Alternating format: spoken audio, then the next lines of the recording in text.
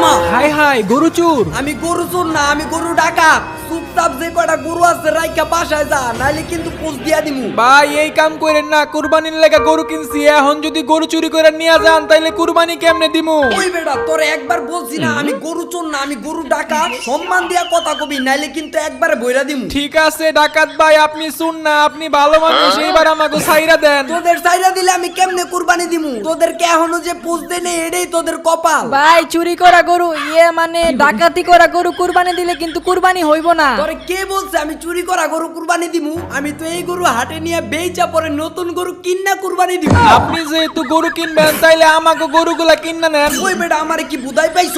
মস্করা করছ আমার লগে? তোদের গরু কি আমি টাকাটা কিনতে আইছি? আমরা ডাকাতি করতে আসছি। আপনি গরু চুরি করবেন ভালো কথা, কিন্তু শূন্য রাখেন, আমরা কিন্তু সবাইরে বইলা দিম আপনি একটা গরু চোর। আমাদেরকে গরু চোর বলবি? ঠিক আছে, গরুগুলা নিয়া তোদের পাশায় 3টা পোস্ট দিয়া দিন।